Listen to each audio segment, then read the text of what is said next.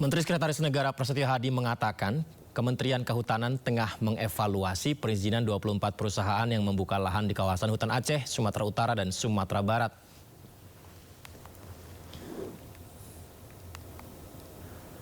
Perizinan tersebut meliputi hutan tanaman industri dan hak pengusahaan hutan.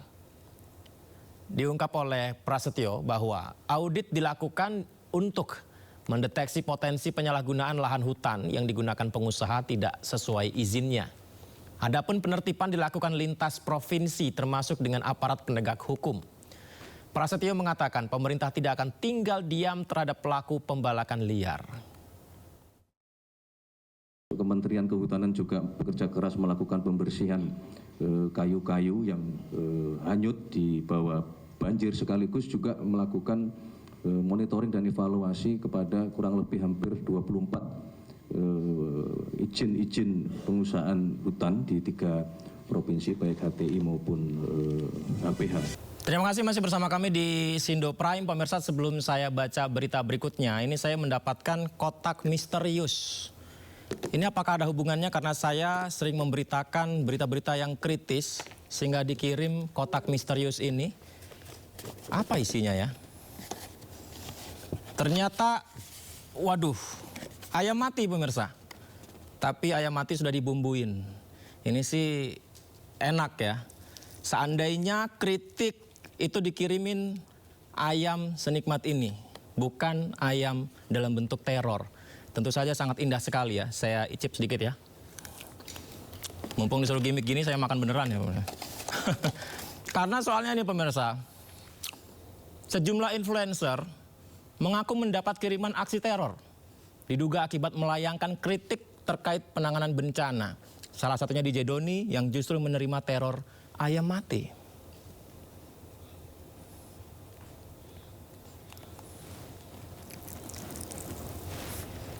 Inilah kiriman dugaan aksi teror yang dialami sejumlah influencer. DJ Doni menerima kiriman ayam tiren dan surat bertuliskan seperti ini pemirsa. Jaga mulutmu, terutama di medsos. Jangan pecah belah bangsa atau kamu akan jadi seperti ayam ini. Waduh. Ini bukan ayam yang saya makan tadi ya pemirsa ya. Ini beneran sangat mengerikan ya. Sementara itu Sherly Anavita ini juga menerima dugaan aksi teror. Mobilnya dicoret-coret dan mendapat kiriman 1 kantong isi telur, dilempar hingga pecah. Kemudian mendapat ancaman juga dalam sebuah surat. Influencer lainnya Yama Carlos mengaku terpaksa men-take down videonya. Bahkan ada yang men-take down videonya karena dapat ancaman dan diminta menghapus video itu.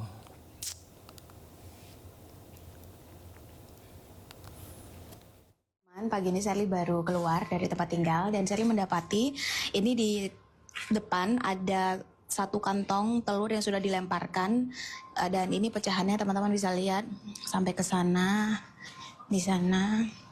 Dan tadi di depan sini Sherly juga mendapati gulungan kertas kayak gini. Sherly belum buka ini isinya apa. Dan di depan ternyata mobilnya juga dicoret atau dipiloks warna merah begini, dan di samping juga.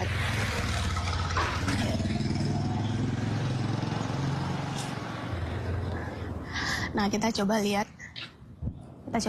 ini suratnya isinya apa. Kita coba buka ya.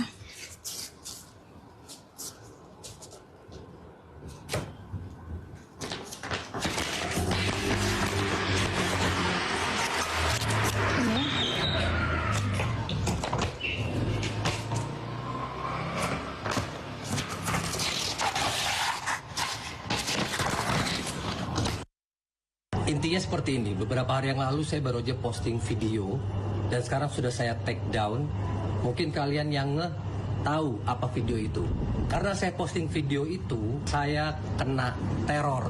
Padahal di video itu saya tidak menyebutkan siapapun atau nama siapapun. Dan bukan hanya saya yang kena teror, tapi teman saya juga kena teror. Dan tidak berhenti di situ.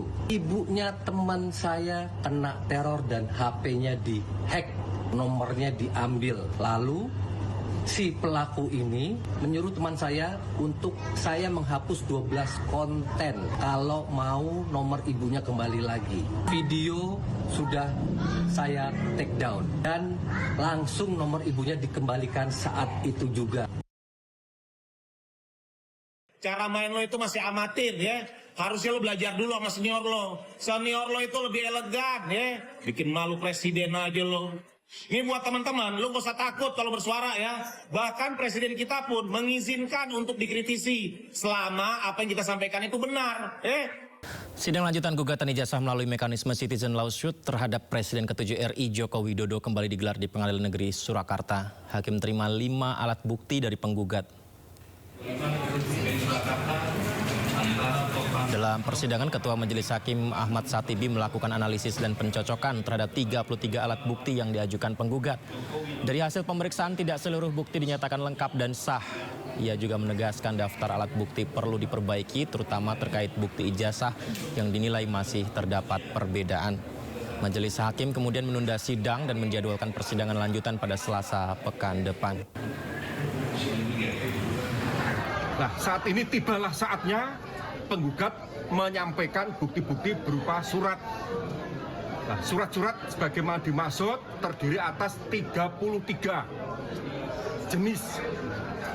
Nah, setelah kami lakukan penelitian secara seksama ketika diberi kesempatan oleh majelis hakim, tidak semuanya valid. Ada beberapa alat bukti kami itu dinilai tidak valid karena itu asli.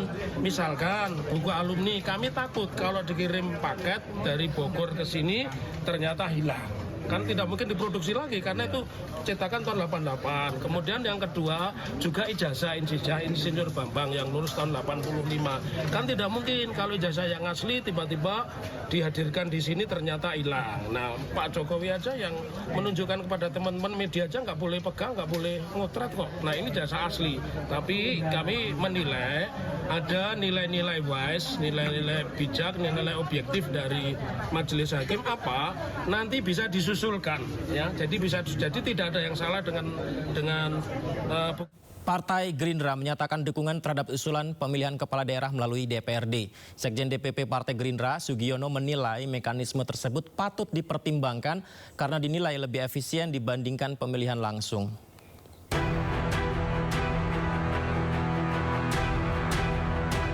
Sekjen DPP Partai Gerindra Sugiono menilai pilkada melalui DPRD lebih efisien dari berbagai sisi, diantaranya mulai dari proses penjaringan kandidat, mekanisme pemilihan hingga penggunaan anggaran dan ongkos politik.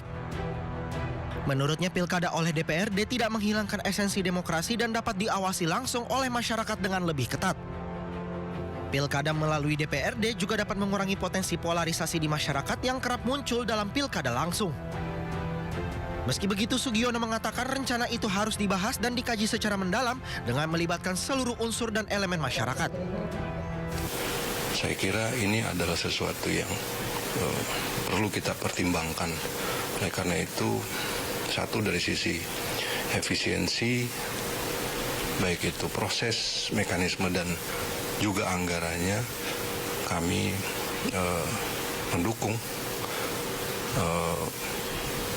rencana untuk melaksanakan pilkada lewat DPRD.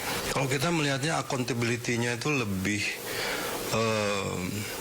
cenderung lebih ketat. Kenapa? Karena kalau misalnya tidak langsung kan dipilih oleh DPRD yang merupakan perpanjangan tangan dari partai-partai politik. Partai Gerindra mendorong agar wacana pemilihan kepala daerah melalui DPRD dibahas dan dikaji secara mendalam dengan melibatkan seluruh unsur dan elemen bangsa guna merumuskan mekanisme terbaik. Dari Jakarta, Tim Liputan iNews melaporkan. Pemirsa, sejak tahun lalu Presiden Prabowo Subianto juga menyoroti pelaksanaan pilkada tidak efisien dan terlalu mahal. Presiden Prabowo membandingkan dengan negara tetangga seperti Malaysia, Singapura, dan India yang lebih efisien dalam memilih kepala daerah. Pemikiran Ketua Umum Partai Golkar, menurut saya hari ini yang paling penting yang disampaikan Ketua Umum Partai Golkar tadi, bahwa kita semua merasakan demokrasi kita yang kita jalankan ada sesuatu atau ada beberapa hal yang harus kita perbaiki bersama-sama.